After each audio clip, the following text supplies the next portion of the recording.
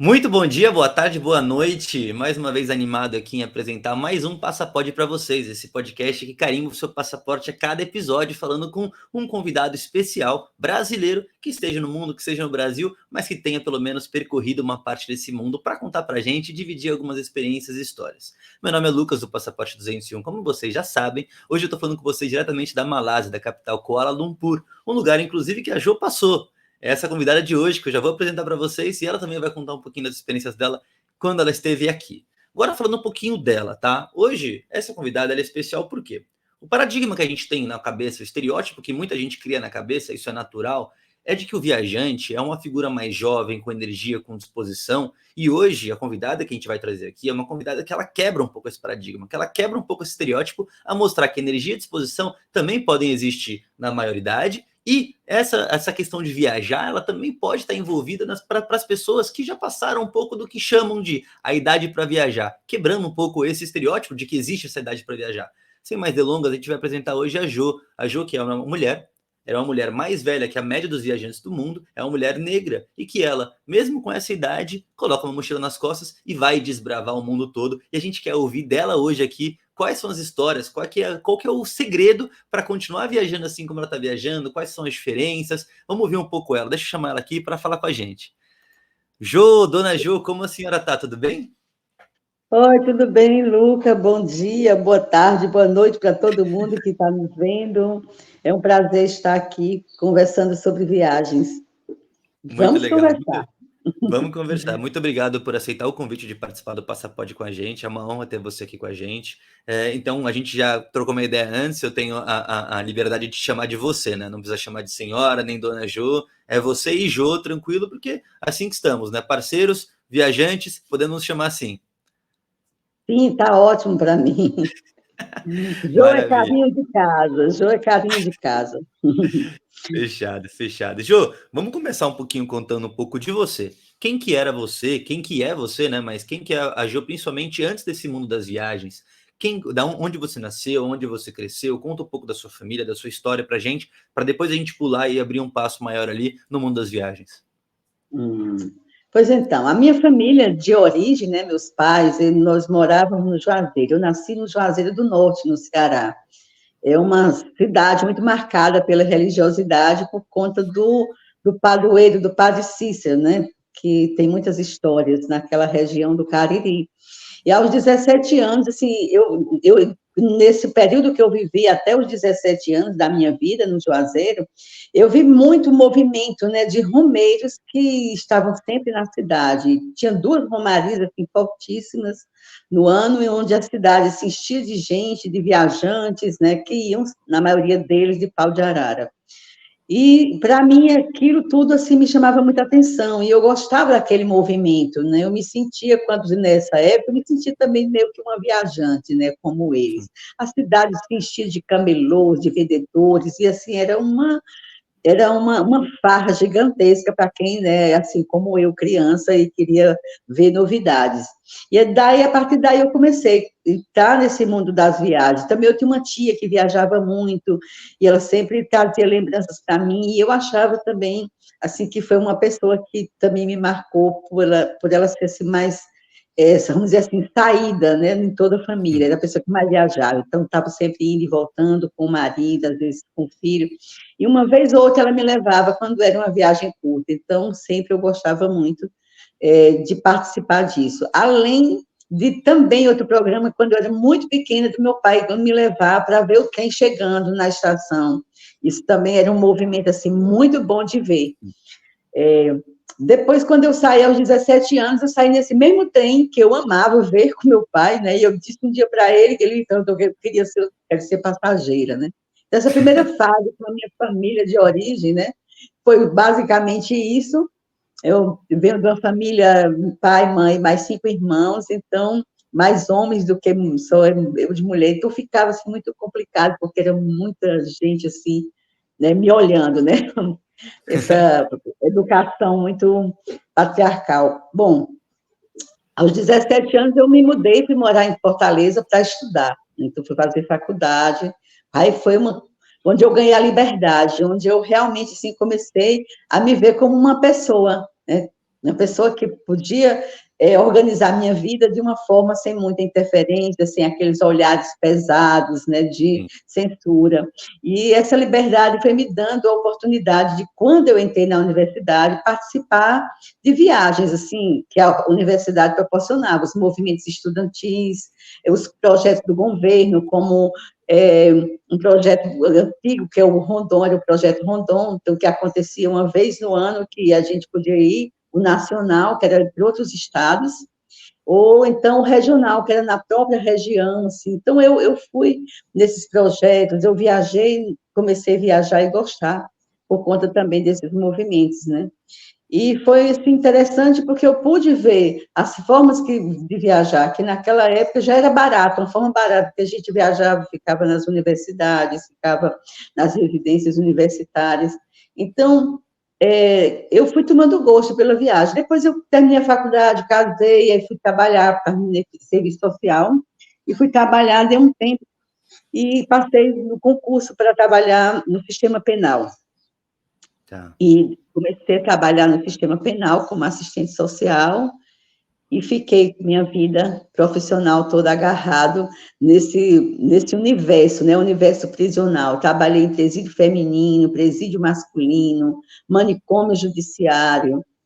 Então, eu vivia o tempo todo da minha vida, né, vou dizer, quase mais da metade da minha vida, metade da minha vida, aprisionada também, né? Então, quando chegou minha hora assim, de aposentadoria, eu digo que eu me autocondenei à liberdade. Então, foi quando eu realmente soltei amarras. E nesse período, assim, eu trabalhava de manhã, de tarde, de noite. Tinha 3 filhos, tenho 3 filhos, né? Saí de um casamento, assim, uma relação abusiva. E fui cada vez mais assim me organizando como pessoa, sem muitas interferências, porque eu era pai, eu era mãe, de repente passei assim a ser a filha que eu era, passei a ser os pais dos meus pais também, porque eles foram ficando velhinhos, adoecidos, e eu também fui cuidando deles. Então, quando chegou um momento assim, eu me vi independente, porque eu não tinha mais os meus pais, os meus filhos já cresceram, e aí eu fiquei, né? O que eu vou fazer da minha vida? A aposentadoria estava chegando, e aí eu pensei, vou viajar, eu quero viajar. Então, eu organizei para quando eu tivesse ganho essa liberdade, não ter mais meus pais, não, meus filhos crescidos sem depender de mim, então eu ganhar o mundo que é o que eu sempre sonhei, né, de ser uma passageira, né? Era isso. Mara Maravilha, deixa eu te perguntar então, cara, que interessante, Jô. Assim, você passou, como você disse, metade da sua vida no antagonismo da liberdade, vamos dizer assim. Você vivendo o dia a dia, as suas, bom, 24 horas por dia, eu imagino, pensando pelo menos, não lá, mas pensando pelo menos no sistema carcerário, no sistema onde a liberdade, ela é detida, ela é tirada do ser humano de uma forma, vamos dizer assim, geral, né? Absoluta. E você acha que essa metade da sua vida que você passou em contato com as pessoas que estavam no sistema penal, no sistema carcerário, e você via que elas não tinham a tal da liberdade que você, desde criança, quando você via aquelas pessoas no pau de arara, as pessoas ali na estação de trem, elas indo e vindo com essa liberdade que você sonhava, você acha que isso interferiu na sua decisão de vou viajar? Chegou a hora onde não tenho mais meus pais, meus filhos eles já criaram asas próprias e agora eu vou viajar? Ou você acha que essa decisão era uma decisão que ela era inerente a você, ela ia vir de alguma forma ou outra? Você acha que teve muita influência dessa parte onde você vivenciou a não liberdade, ou era uma coisa que nasceu contigo?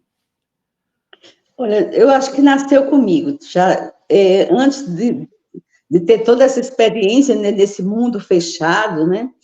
Eu acho que também, assim, o modo da minha vida, né, de ver tantas pessoas, teve influência, né, de ver, de sentir a alegria da minha tia voltando das viagens, eu também queria ser feliz como ela, né, cheia de histórias, cheia de coisas, e quando ela contava as histórias, as pessoas paravam e ficavam olhando, admiradas para ela, e eu sentia, assim, também uma vontade, né, de ter esse momento de fala na minha vida, porque eu era assim, eu fui a última lá na minha casa, então eu mal podia me expressar, porque todo mundo tinha mais o que falar do que eu, então eu queria também expressar.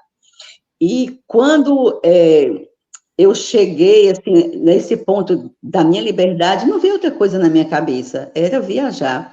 E eu já gostava, assim, de sair, porque como esse ambiente fechado, ele sabota nossas emoções, você fica sempre naquela coisa na expectativa de que vai acontecer alguma coisa. Você entra ali naquele ambiente, são portas se fechando atrás de você.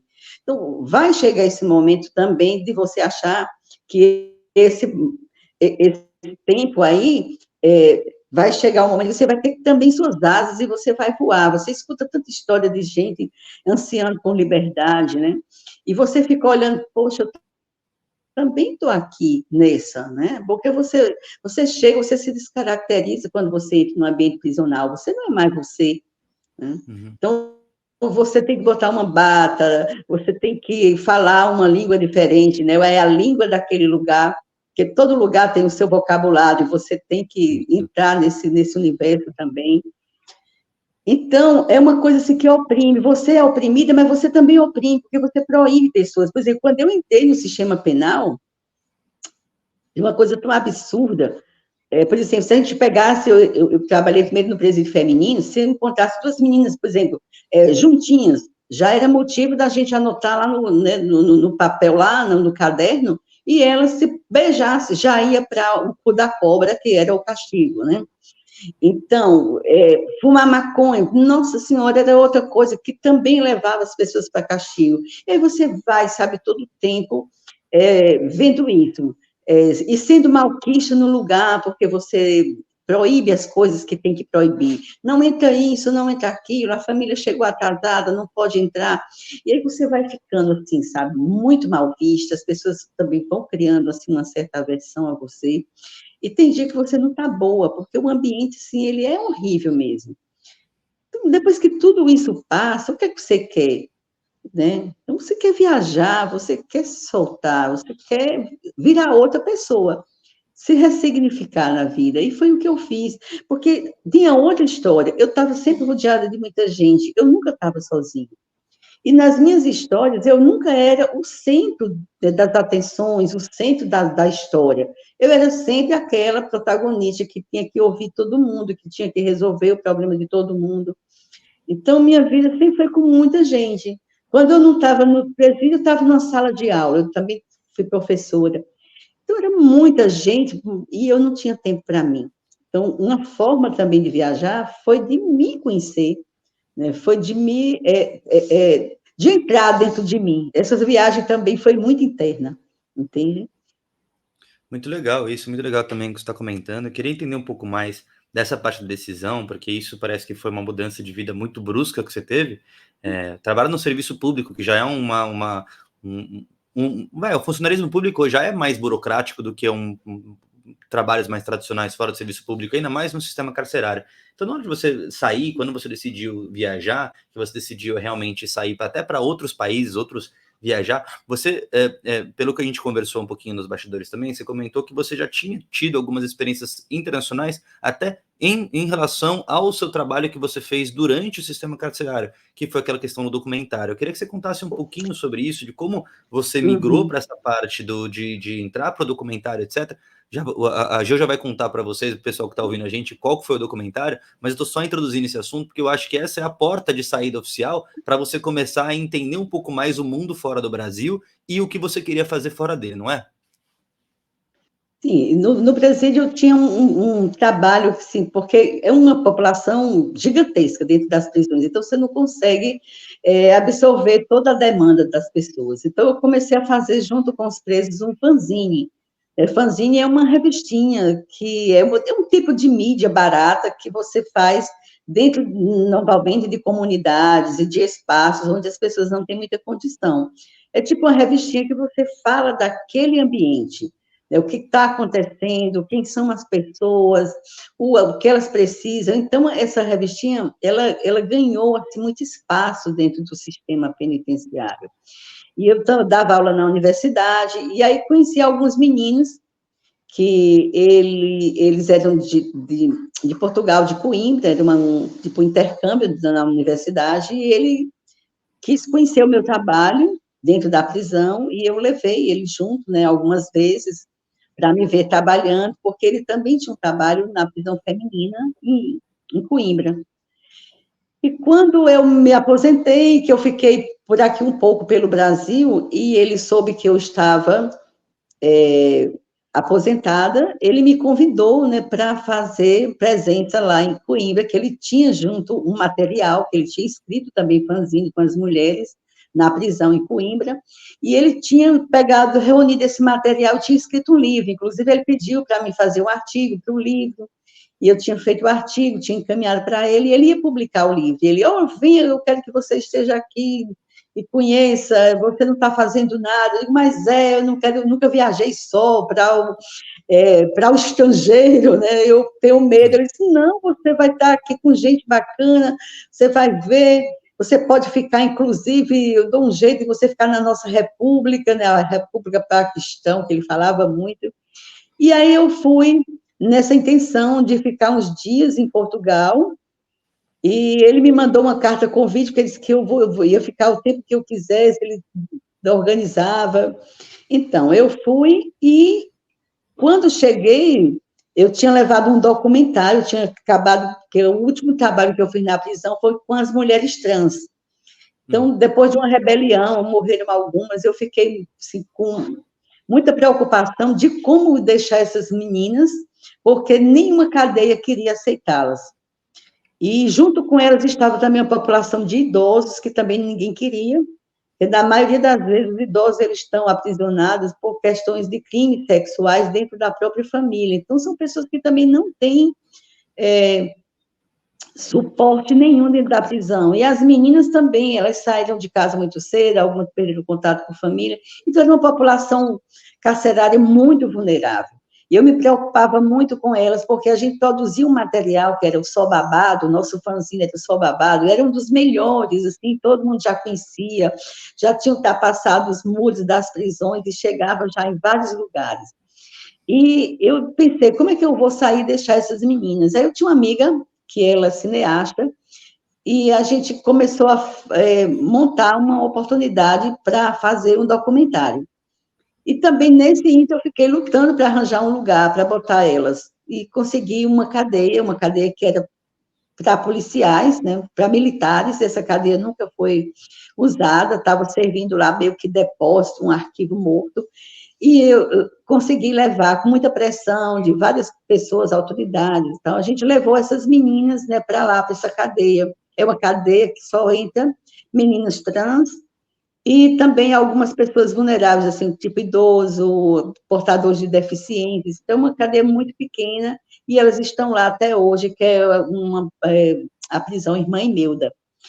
Então, depois que eu consegui deixar nesse lugar mais tranquilo, e a gente começou a fazer o documentário, que ficou pronto, aí eu saí, pronto, acabou, esse aqui é o meu último trabalho, né, no sistema penal, e saí com esse documentário. E aí, quando eu cheguei lá em Portugal, quando eu cheguei em Portugal, como? Isso foi quando? Que ano? Isso foi em 2016, 2016. Aí, quando outubro de 2016, eu deixei, né, o sistema e saí com esse documentário. O documentário não tinha sido lançado no Brasil, e a gente não tinha olhado, que ela disse, olha, eu vou participar de alguns festivais, então a gente não pode mostrar muito, mas como você está saindo para outro lugar, você leva o link, você pode usar.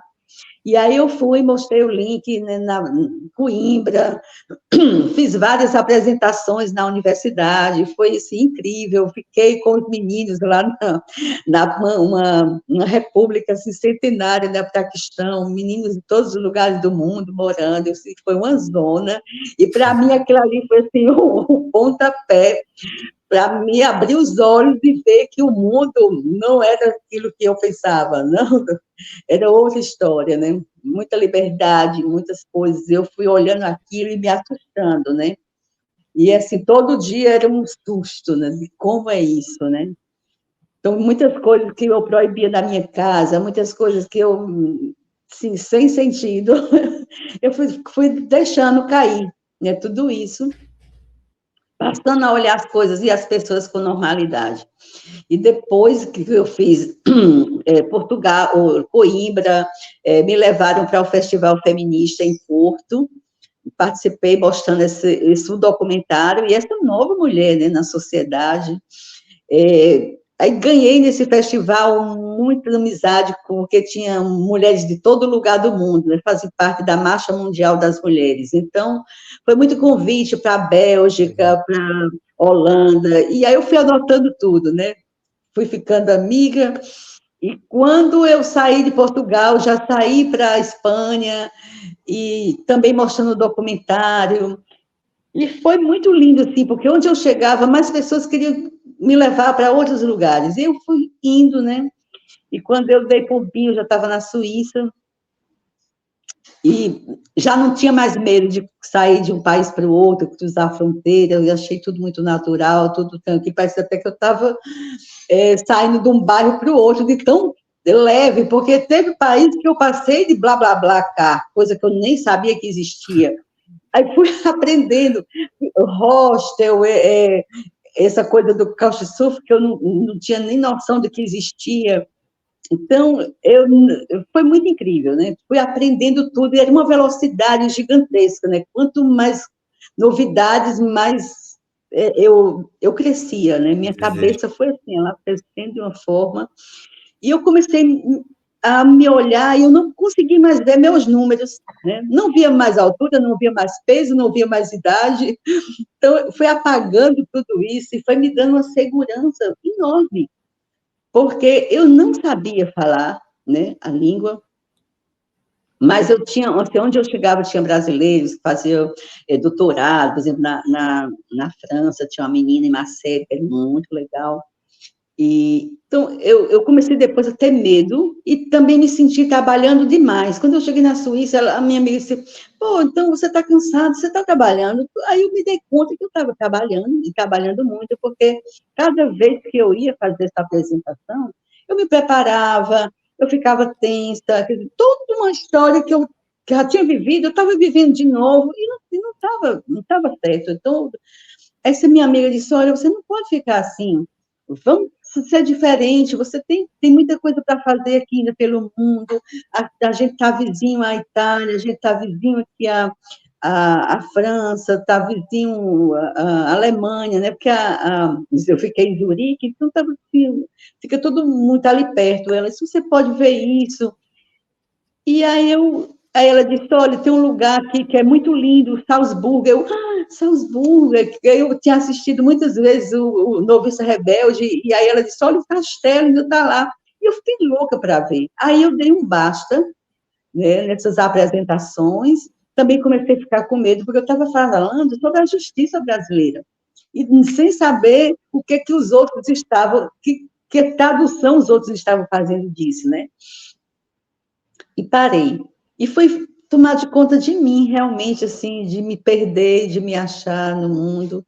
E esse toque, assim, foi muito essencial, porque realmente eu já estava novamente meio que assumindo responsabilidades, né, que eu não queria mais assumir com nada. E também queria esquecer um pouco essa coisa da prisão, né? O aprisionamento, ele sabota, sabe? Você começa a trabalhar com essa situação, parece que vira uma cachaça, você fica dependendo, sabe? Está sempre ali achando que sua vida tem que estar envolvida naquilo. Eu fui cortando. Aí comecei a fazer terapia também, né, nesse sentido, de me livrar desses assuntos, dessas amarras, e foi muito bom, porque me fortaleceu. E eu comecei a andar sozinha, porque em todos os lugares que eu ia, tinha sempre alguém esperando, né? E eu passei a ir para os lugares sem ter mais ninguém, só com a minha coragem mesmo. Muito bom. Cara, que história, que história. Vai que eu tô animado. Vamos lá, então. Contar um pouquinho, deixa eu entender um pouco, porque a primeira coisa que as pessoas devem estar se imaginando, e eu também, é a dúvida sobre como que a sua família, as suas pessoas mais próximas, né, no caso, acho que deve ser seus filhos, eles receberam essa sua decisão. Depois de ir para o exterior por um motivo, vamos dizer assim, profissional, você acabou voltando para o Brasil depois, ou já continuando a sua viagem, numa decisão de que agora eu quero viajar, eu gostei, eu quero fazer isso para minha vida de uma forma um pouco mais integral ali no meu dia a dia. Como é que seus filhos receberam isso? Porque não é normal, né? Não é comum uma pessoa da sua idade decidir que quer viajar com uma mochila nas costas ficando em hostel. e atravessando fronteira com o BlaBlaCar, que para quem não sabe é um aplicativo de carona na Europa. Então, assim, qual que foi a reação deles? Eu já falava, mas eles não acreditavam. Eles sabiam que eu gostava de viajar, porque uma forma que eu encontrei de viajar foi levando eles nos aniversários. Então, nos aniversários, eu dizia para eles escolherem um daqueles roteiros, né, tipo CVC, de agentes conhecidas, que saía barato para mim. Então, eles escolhiam um roteiro e eu ia junto, né? Então, eu viajava 4 vezes no ano, 3 era por eles. Então, eles escolhiam os roteiros, né? E eu ia junto nos aniversários. Viagens rápidas, assim, de, no máximo, 5 dias. Então, fui para Gramado, fui para todos esses pacotes, assim, eu fui. Era uma conta já que estava sempre no meu cartão de crédito, era viagem. Acabava uma, começava outra, né? E eu fui aproveitando muito do Brasil também por isso, porque eles me levavam, e eu ia junto nas viagens de aniversário deles. Foi um momento assim, que hoje, graças a Deus, todos os meus filhos gostam muito de viajar, eles sabem que é preciso, né, sair do seu lugar para ver mais o mundo e entender mais das coisas.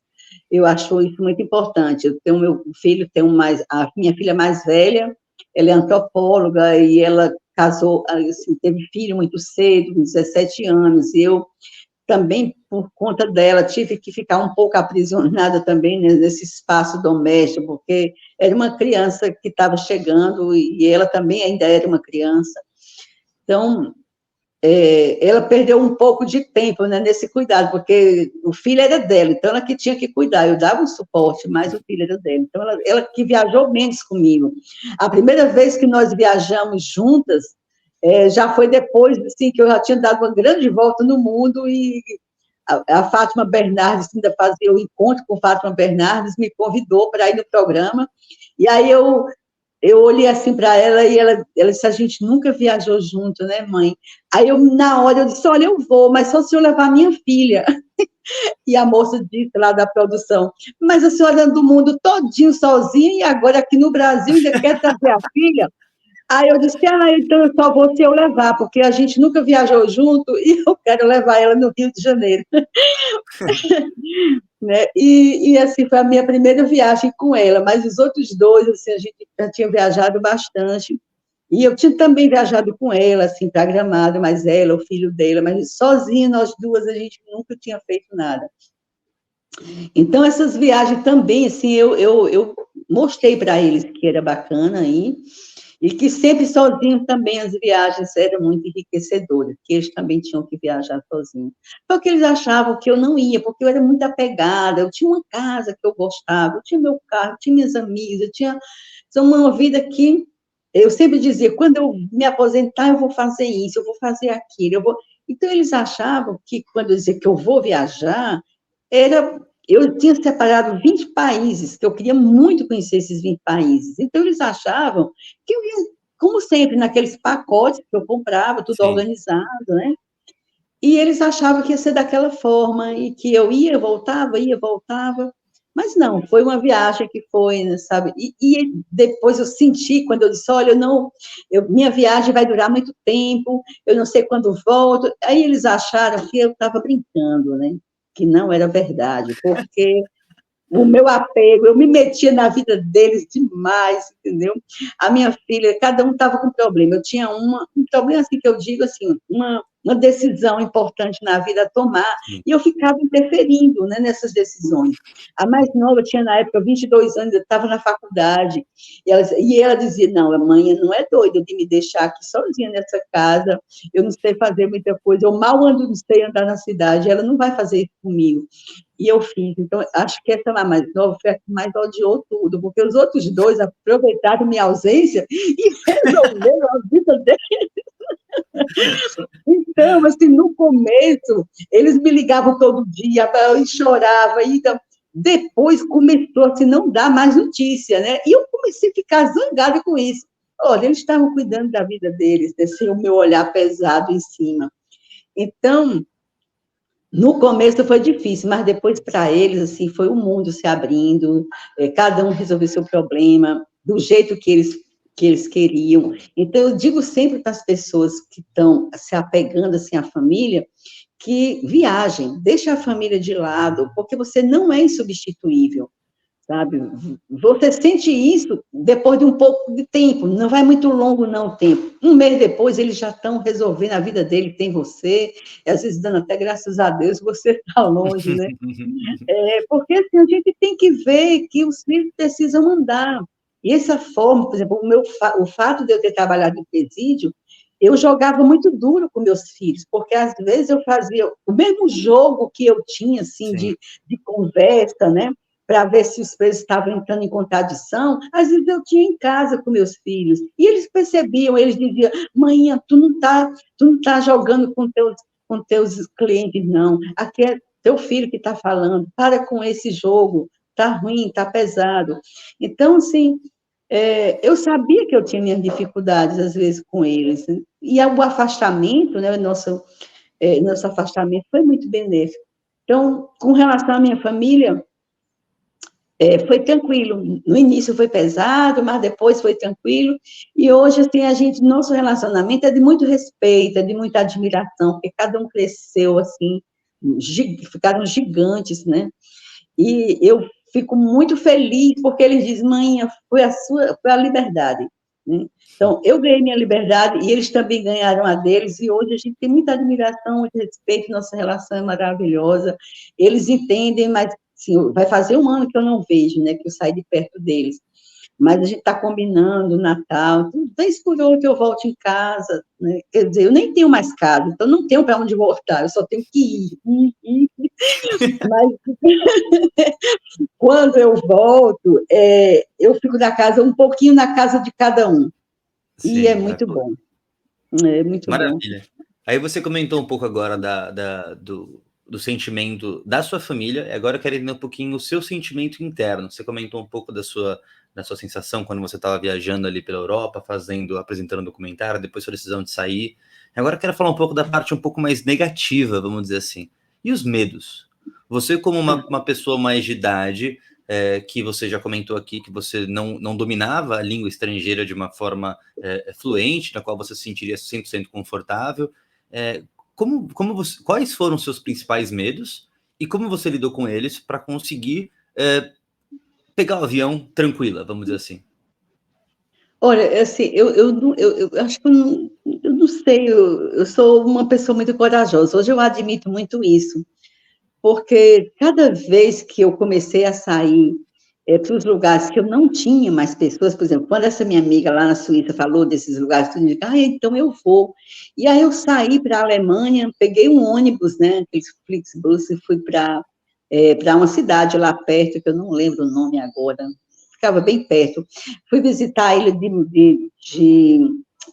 uma ilha que é toda de Florida, lá perto, lá, aquela região dos lagos, não sei se você já andou na Alemanha, a região que tem muito lago, que fica já bem próximo, né, de Zurique, ali da Suíça. E comecei a andar em volta. Eu ia e voltava naquelas cidades ali perto, até que a minha amiga falou, por que você não quer ir, não, em Salzburgo? Salzburgo já é Áustria. Você não quer ir? Aí eu, como é que faz? E aí a gente foi pesquisar. Ela disse, olha, você pode ir de ônibus até Munique, que é mais barato, e de Munique você pode pegar um trem para Salzburgo, e ela olhou tudo, e eu disse, mas como é que eu vou fazer, né? Porque eu já estava tendo dificuldade um pouquinho, porque eu saía da Suíça, ia para esses lugares, assim, da Alemanha, mas eu encontrava sempre brasileiro, né? Eu tinha algumas coisas que eu já olhava e já entendia um pouco, e fazia mímica, porque eu acho assim, a comunicação, eu acabo achando tudo muito fácil, porque, na verdade, é uma mão dupla. Você sempre está querendo uma coisa e a outra pessoa também está querendo lhe ajudar, porque vai rolar uma grana ali, entendeu? Então, a comunicação tem muito disso. Você tem o que eu quero, né? E você quer o meu dinheiro também, eu tenho o que você quer, então é uma complementariedade ali. E eu comecei a ver isso. E via que a mímica, eu era boa de mímica, né? Eu sabia olhar, eu sabia Apontar bem, fazer o apontar, sinal. né? A minha mímica valia, e as pessoas gostavam do meu sorriso. Eu senti assim, que o meu, vamos dizer assim, o meu nível de simpatia foi lá para cima, né? Depois de ver tanta gente. É porque, olha, eu sempre digo, as pessoas deviam ser aplaudidas de pé pelo menos uma vez na vida. Porque quando aconteceu isso comigo, Luca, isso me deu assim, me deixou de ego muito duro, vamos dizer, mas, assim, ao mesmo tempo, me deu uma segurança, porque você se sente uma pessoa no mundo, entendeu? Você é uma pessoa no mundo, você começa a se sentir gente. E eu preta, né, naqueles lugares, mas eu olhava também que tinha muita gente preta, eu vi muita gente preta entrando e saindo de loja. E eu comecei até a ver que era muito mais fácil ser preta nos países da Europa do que no Brasil. Por exemplo, Olha, eu entrava na Zara, tirava roupa, vestia roupa, ninguém olhava nem feio para mim. Mas, assim, quando chegava no momento assim, de pedir, por exemplo, às vezes uma informação, eu era muito ruim de tecnologia, eu não sabia nada de GPS, assim, eu era uma perdida mesmo. Então, e até hoje eu nem faço muita questão disso, eu gosto mesmo de perguntar.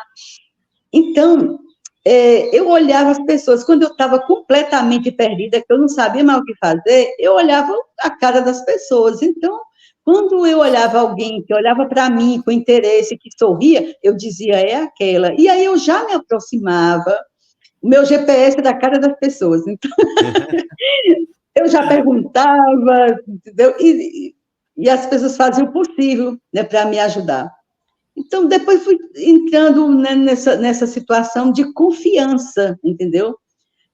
De você se ver como uma pessoa capaz. Então, toda vez que eu estava assim, muito indecisa, muito assim, frágil, eu me lembrei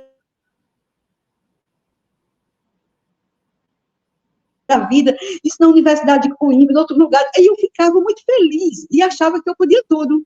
Está entendendo?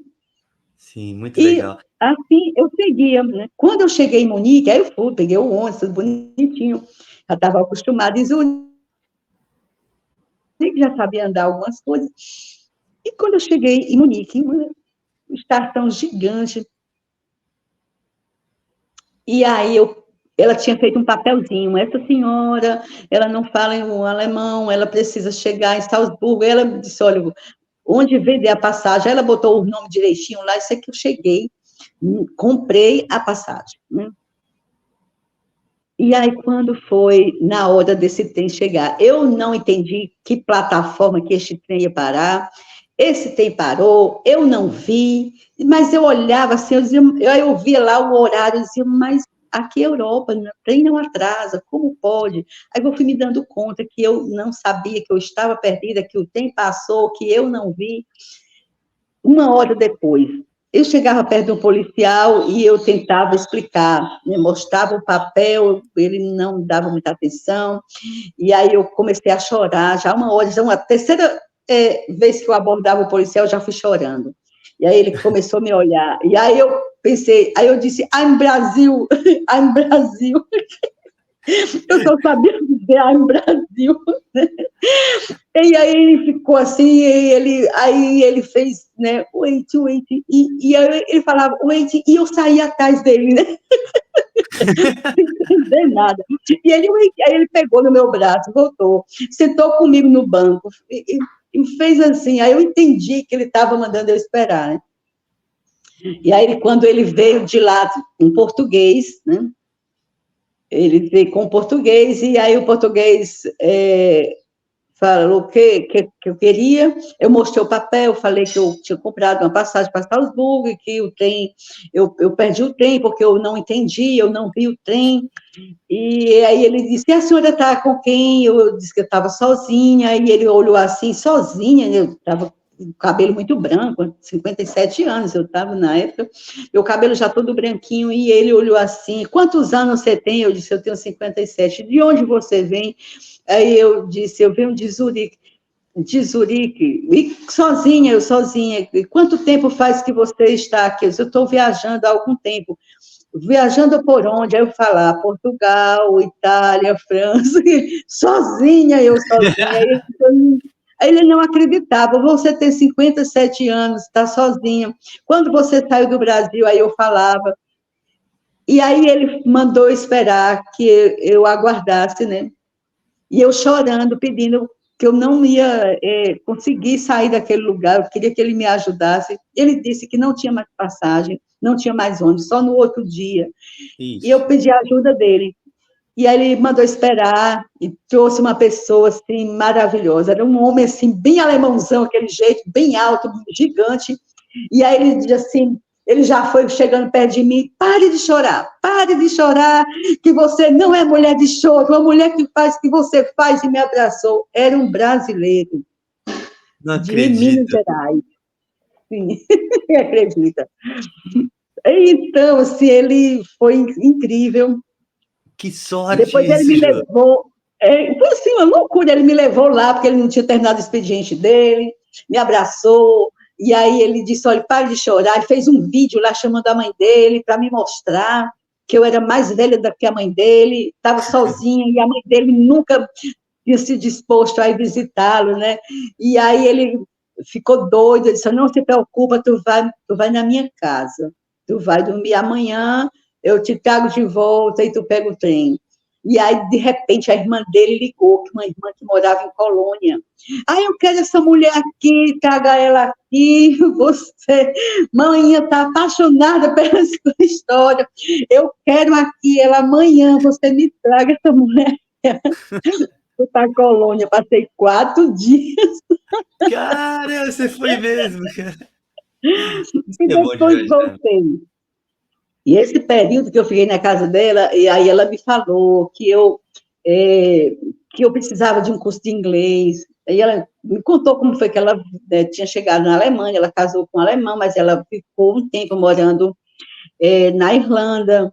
E ela disse, olha, você podia fazer um curso de inglês na Irlanda, porque lá na Irlanda tem escola que é de brasileiro, eu fiz lá, foi muito bom. Tem, inclusive, um curso de inglês numa cidade que não é em Dublin, porque Dublin é muito, né, efervescente, você pode ir para uma cidade menor, eu posso ver para você. E nessa história, ela me convenceu que eu precisava ir para a Irlanda fazer o curso de inglês.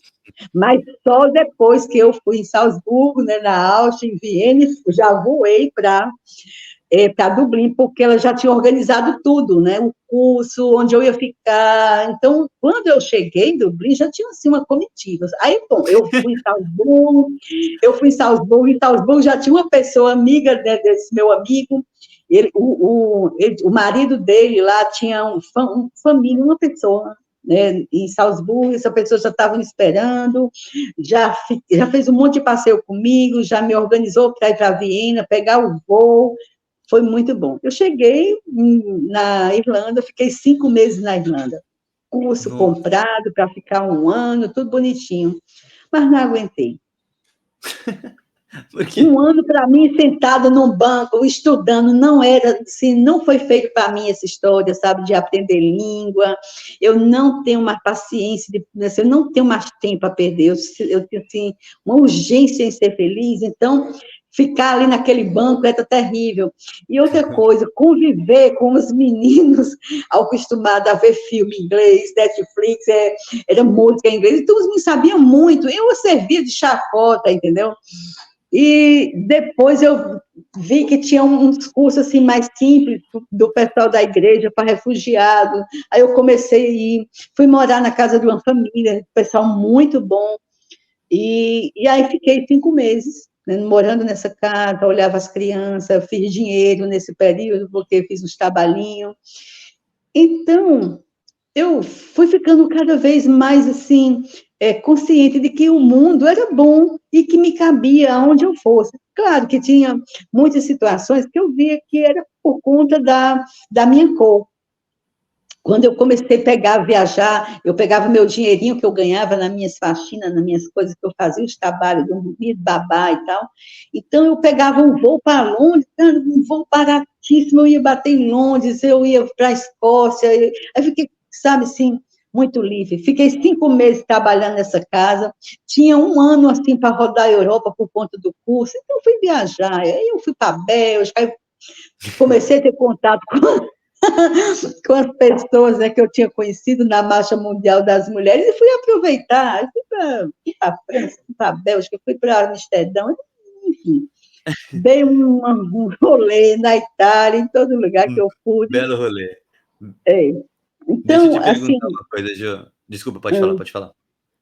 então, assim, quando eu percebi, eu achei que o mundo era minha casa, e que estava muito fácil, e que estava muito bom, né? Voltei para casa, aqui para o Brasil, vendi tudo que eu tinha, acabei tudo, e fui viajar, porque ter casa não tinha mais sentido, meus filhos não moravam, não queriam mais estar lá, e tinha uma morando em São Paulo, a outra tinha passado no concurso aqui, fazia psicologia, olha só, um tempo mínimo, um ano e poucos meses, minha filha tinha terminado a faculdade, já tinha passado no concurso, já tinha ido assumir o concurso, a outra tinha saído do casamento, que estava meio enrolado, saído do casamento, tinha passado numa seleção de mestrado em São Paulo, na Universidade de na UFSCar, o outro tinha saído de uma sociedade que ele também não estava dando valor e estava meio complicado, e ele já estava com o negócio sozinho, então, todo mundo organizado demais. Então, eu disse, eu também vou me organizar, para que eu quero casa? Aí eu percebi que eu odeio geladeira, mesa, fogão, cama, rolo, vassoura, isso não é mais para mim, entendeu? Vendeu tudo e... Desfez de tudo e fui para a África, né? Aí fui para a África. Quando eu voltei para o mundo, foi na África. Deixa eu fazer uma pergunta antes da gente começar essa parte dos Sim. destinos. Primeiro, é legal comentar, são 46 minutos já de episódio. Quero agradecer a todo mundo que assistiu a gente até agora. Agradeço bastante. Se você ficou até aqui e está gostando da história da Ju, a gente vai continuar ainda bastante, mas eu queria te pedir a sua ajuda para fazer o nosso podcast crescer. Então, se está gostando do nosso episódio, está vendo a gente com imagens pelo YouTube, deixa seu like, faz seu comentário, uma pergunta que você queria fazer para a Ju, eu vou fazer questão dessa pergunta chegar nela e ela responder para vocês no YouTube. Se você também estiver no Spotify, qualquer plataforma de áudio, tem a possibilidade de você deixar uma avaliação no nosso podcast para a gente. Então, é um minutinho ali, que você, nem um minuto, 10 segundos que você perde ali, nem perde, né? Investe na gente e a gente ganha muito com isso. Então, muito obrigado pela sua ajuda. Vamos voltar aqui para a história da Ju. Ju, você comentou todas essas questões, enquanto você falava, eu ia anotando aqui mentalmente quais são as principais qualidades que você se enxergou, né? Que você enxergou na senhora para conseguir fazer dessa sua vida. Você comentou sobre coragem, você comentou sobre simpatia e você comentou sobre qual que era a outra palavra que eu estava pensando, que é segurança, né? Autoconfiança, perdão, é autoconfiança. Então, você está falando de coragem, autoconfiança e de simpatia. Tem mais alguma característica, mais alguma qualidade que você considera que você tem como pessoa que foi essencial para que você conseguisse viver da maneira que você viveu esses últimos anos, que você pretende ainda viver? Olha, a resiliência, sabe? Porque tudo não é tão, sabe, tão simples, não. E você se adequar às questões, assim, você chegar num lugar e não encontrar a pessoa que vai lhe receber, e você ficar sem saber o que fazer, porque você não tem o chip ainda do lugar, você não sabe nada sobre o lugar e fica lá bestando de cara para cima, o frio, e você lá com sua mochila, sem saber o que faz. Tem várias situações assim e você vai se adequando a tudo isso, né? É o voo que atrasa, você dorme no aeroporto, é o trem que você perde, a comida que você não gosta, o comportamento das pessoas, às vezes, com relação a você, porque você é preta, né? Então, você vai tendo consciência de que você tem dificuldades e que você tem como superar essas dificuldades, né? As estratégias, a criatividade, né, que me aflorou assim muitas vezes, né, para sair de situações, né, difíceis. Então, eu acho que a gente vai se descobrindo, né, e vai se encontrando nesse mundo, mesmo as dificuldades, por exemplo, que eu tinha com tecnologia, que eu tinha com celular. O meu celular, uma vez quebrou, eu fiquei desesperada, né, mas eu consegui comprar, né, um celular novo, consegui, com pessoas que me ajudam, né, a questão da confiança, você olhar as pessoas, e uma coisa bacana, eu nunca tive medo de gente, né? Essa coisa de ter medo de gente não existe para mim. Eu acho que isso é um ponto muito forte, a confiança nas pessoas. Claro que você sabe que não vamos dizer que todo mundo é bonzinho, não, porque não é assim. Mas eu dou muita sorte de estar sempre perto, naquele momento que a pessoa tá de bem com a vida, sabe? E está disposta a ajudar. Então, eu Eu acho que é importante também você olhar as pessoas, você ter um senso aguçado para prestar atenção em tudo à sua volta, o que é bom para você reconhecer seu limite, suas possibilidades, é importante. Por exemplo, eu, como uma pessoa mais velha, obviamente que eu não tenho muitas condições de ficar até tarde de noite, eu não fico bebendo muito, tem casos assim, de alguns passeios que não se adequam para mim, por exemplo, eu não sei nadar, então eu não vou inventar de mergulhar, jamais, entendeu? Eu tenho minha dificuldade, né, de saúde, eu sou diabética, então não descuidar. Esse autocuidado, essa autoconfiança, buscar seus limites, suas possibilidades, assim, eu acho muito importante, porque é daí também que vem a criatividade. Você também vai começando a ficar mais espontâneo, porque não tem ninguém exigindo de você que você faça assim, que você faça assado. Olha, viajar tem isso, você tem que andar com assim, você... não é. Olha, não acreditar, você vá, acredite em você. Então, eu acho que essa confiança é muito importante, entendeu? E usar da sua criatividade, o respeito também. Você está em outro país, então você não tem que ficar criticando. Eu acho que coisa assim, mais ridícula você chegar e ficar falando de uma coisa assim que não é sua, é do povo de lá, é do país lá. Então, eu gosto muito de fazer essas analogias entre a cultura de um país de onde eu estou e o meu país. Eu diferencio muito bem isso. Eu não estou no meu país, eu estou em outro, e eu tenho que olhar isso e com sabedoria, porque eu vou ganhar muito com isso. Por exemplo, muita gente vai na Índia, eu odiei, cidade fedida, isso.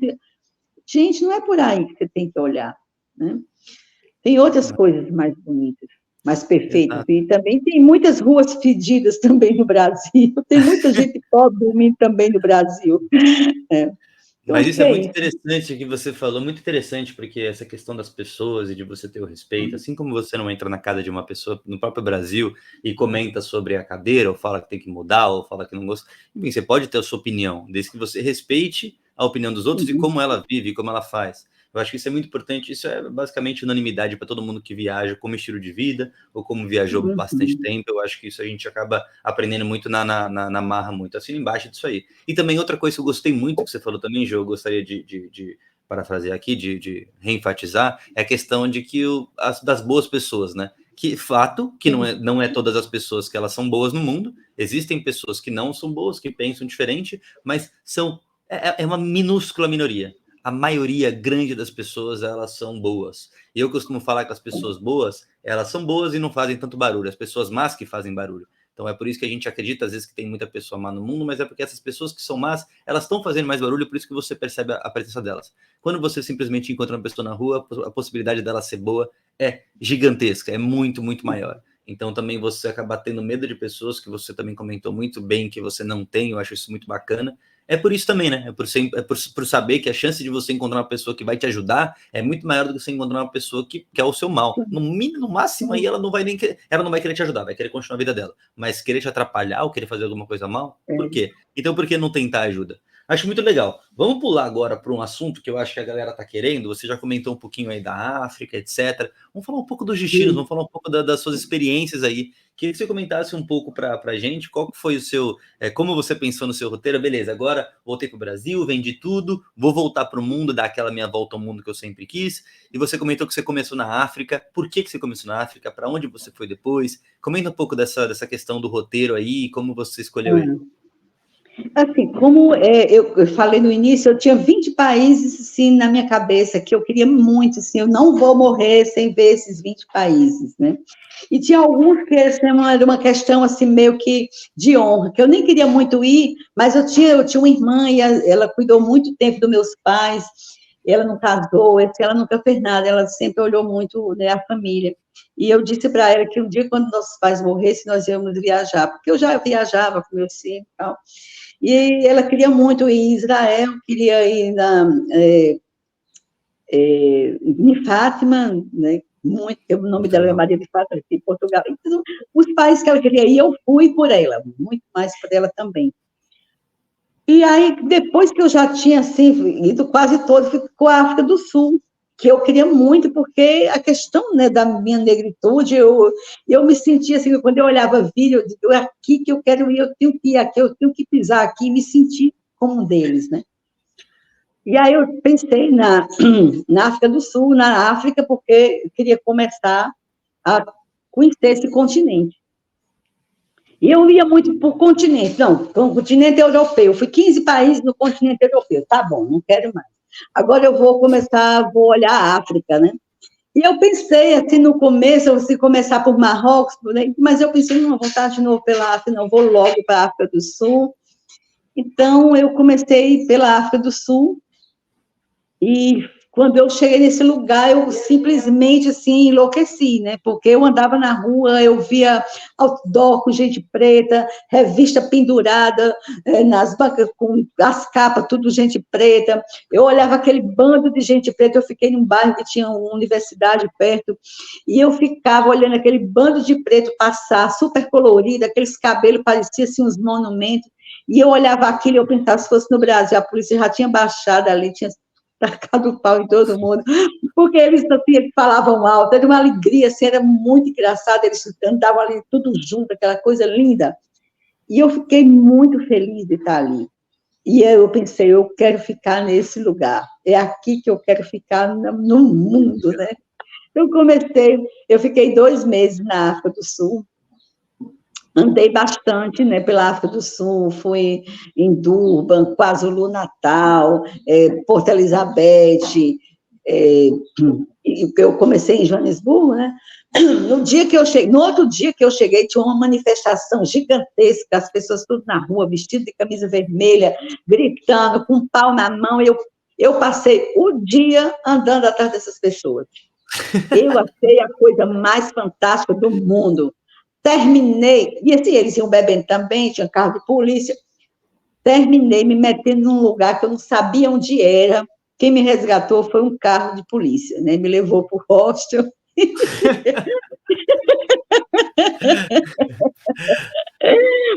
Eu já bebia cerveja artesanal, que eles faziam lá, essa cerveja, olha, foi assim, um azul, sem falar nada, sou inglês assim, muito capenga, porque o inglês que eu aprendi era totalmente diferente do inglês deles, né? Sim, E o pouco que eu aprendi assim, um vocabulário assim, de 200 palavras, mais ou menos, mas eu me safava com elas. Então, eu passei foi uma alegria, mas quando eu cheguei no hostel, todo mundo foi impressionado como é que eu fiquei o dia inteiro andando. E eu tinha muito vídeo, muita foto com as pessoas, eu achei uma coisa fantástica.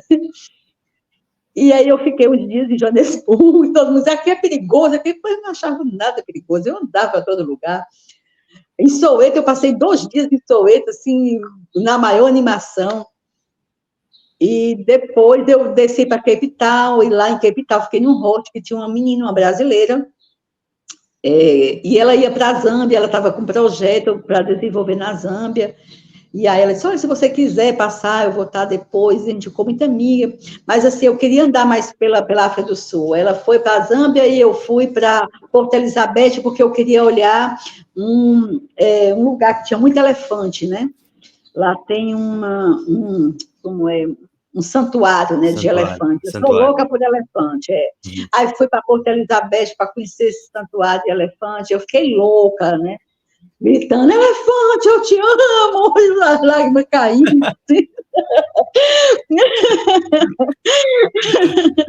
Eu gritava assim, as pessoas me filmavam, porque eu devia estar muito ridícula, não sei. Mas foi muito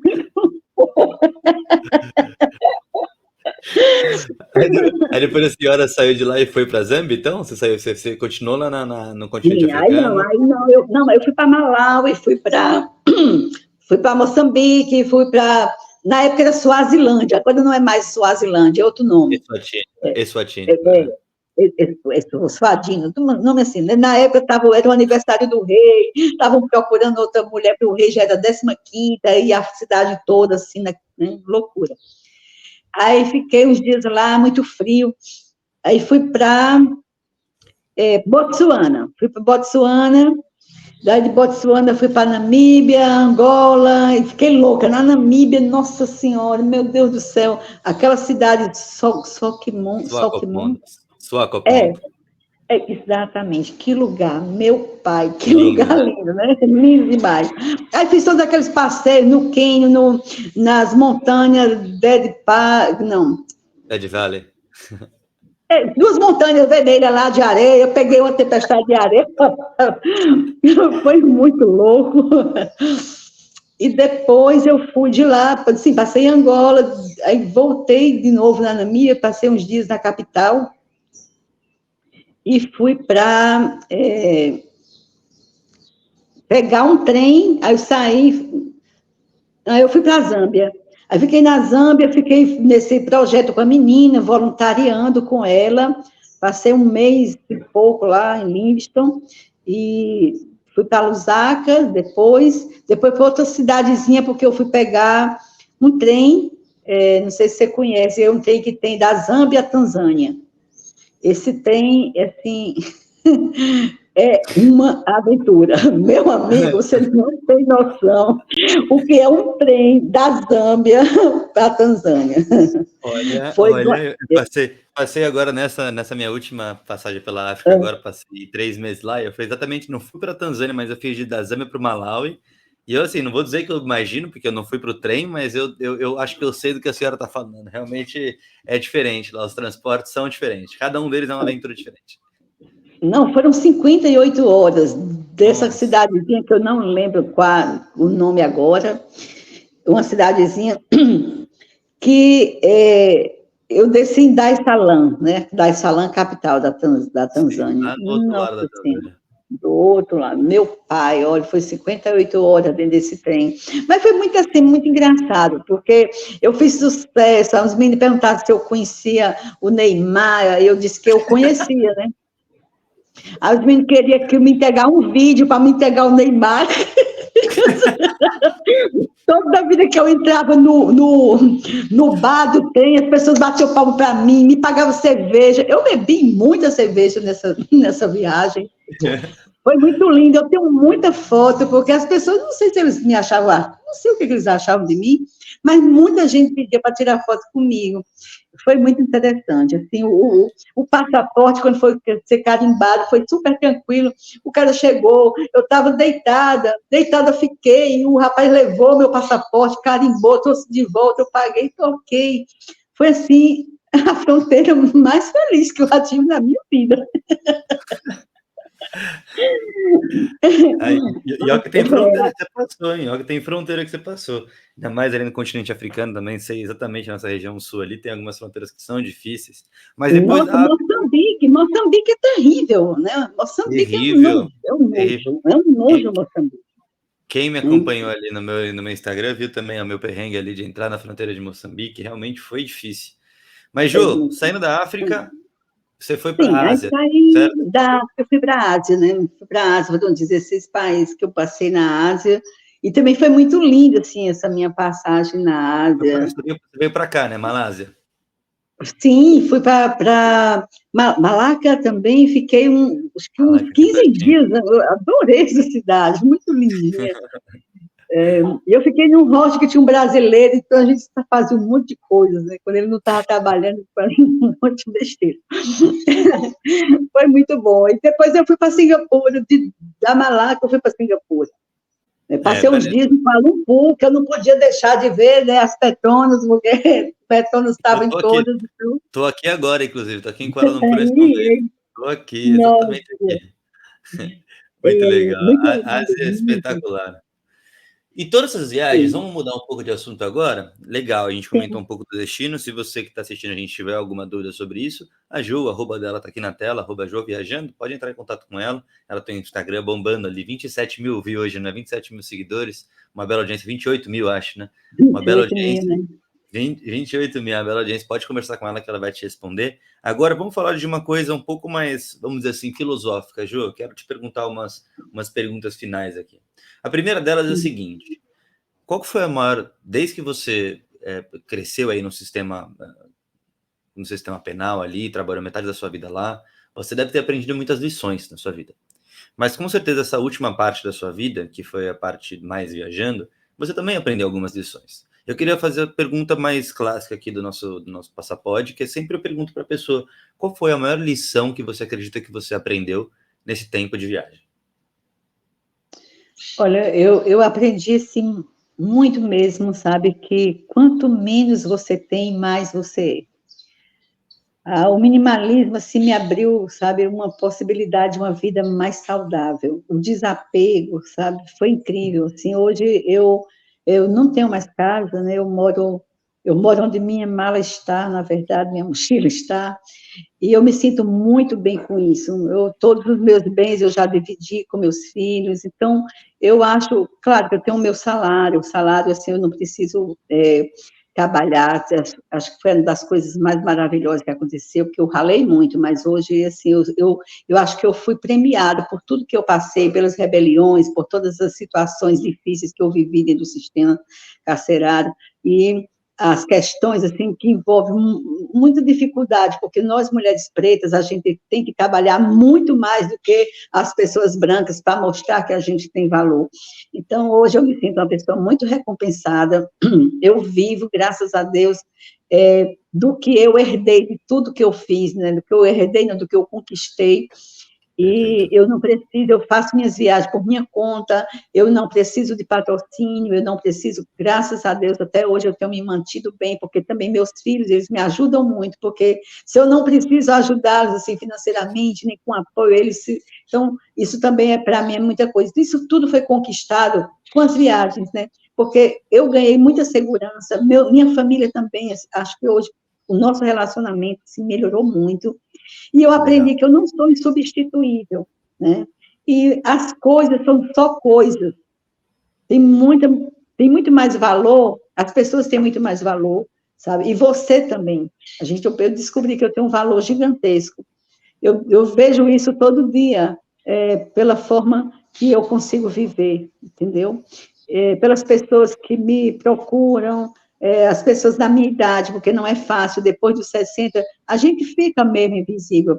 Eu pinto meu cabelo de azul, eu boto um piercing, eu faço tudo que eu quero, eu não preciso mais de aprovação de ninguém, então, tudo isso é muito bom, né? Porque eu vejo muita pessoa da minha idade, eu faço 64 anos, que estão se deixando infantilizar, porque não querem aprender nada novo, porque não querem descobrir o seu potencial, né?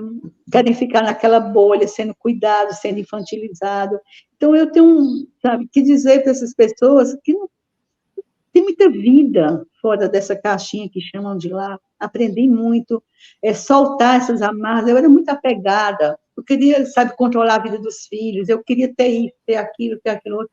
Hoje eu passo muito bem sem nada. Hoje eu estou em Prado, uma cidade, já faz tempo que eu estou aqui, porque depois que eu comecei a viajar, desde 2016, essa é a primeira parada, grande parada que eu fiz. A Bahia tem disso, né, de segurar.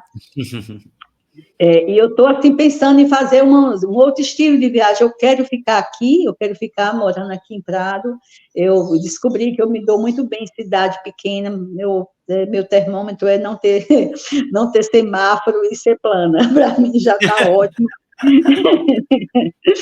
E eu tenho muitos amigos, eu faço parte de um coletivo de mulheres aqui na cidade, então, são coisas que eu estou começando a perceber que eu senti muita falta, que era esse sentimento de pertencimento, que eu não estava tendo, né? Nessas viagens você não tem, você perde isso.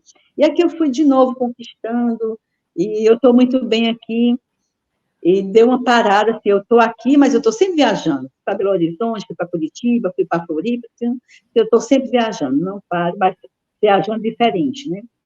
Estou querendo, assim, ficar uma viagem mais tranquila, mais lenta. Agora eu vou passar o final do ano com meus filhos em Fortaleza. Então, está sendo umas viagens mais tranquilas, sem aquela loucura de estar, mas está aqui adormecido ainda, vai já acordar, uma viagem para outro continente, porque eu escolho os continentes, né? Então, eu estou pensando no próximo, porque é muito caro chegar lá na Austrália, aquela parte ali é meio, estou juntando, estou quieta também, porque eu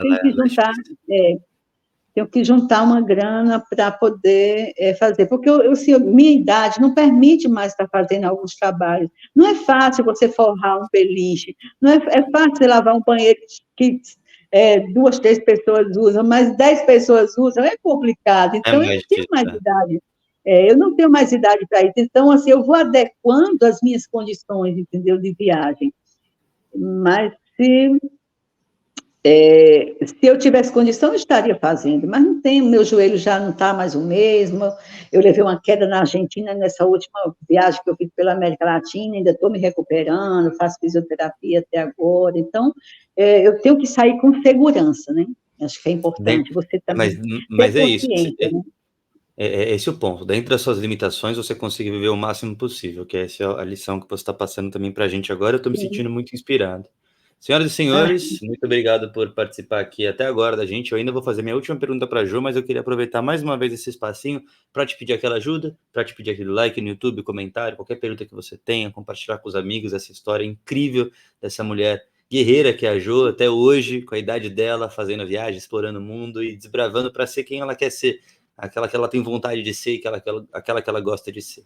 Então, nos ajude aí o podcast crescer, o Passaporte ser cada vez maior, com aquela avaliação no seu plataforma de áudio que você estiver ouvindo, ou no YouTube, para se inscrever no canal, se você não tiver inscrito ainda, e dar aquele like para ajudar a gente. Vamos para a última pergunta, Jo. Primeiro, eu queria muito, muito te agradecer mais uma vez por ter participado com a gente. Você é uma inspiração com todas as letras maiúsculas. De verdade, você é incrível.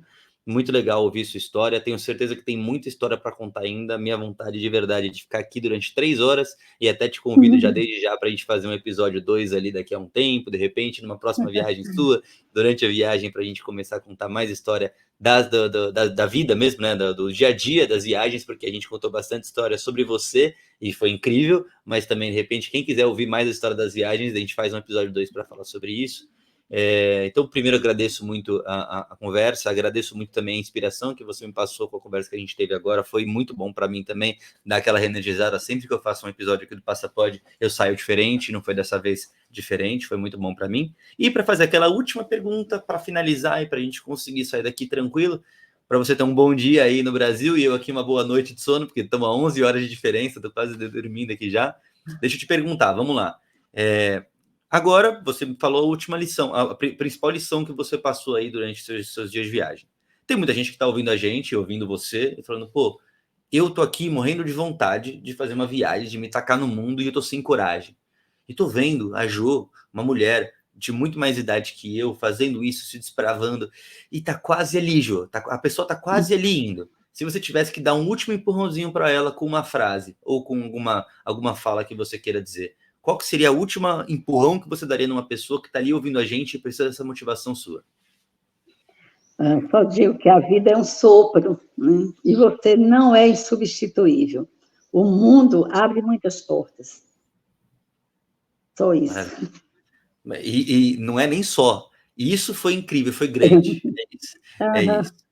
Jo, mais uma vez, muito obrigado pela participação. Chegamos a 1h12 de episódio. Foi muito gostoso, passou muito rápido. Eu agradeço muito a sua presença e espero que a gente possa falar mais uma vez daqui para frente. Eu que agradeço a você e vamos ver, né, se a gente conversa mais e abre mais, né, as portas e inspira mais pessoas. Eu acho Sem que dúvida.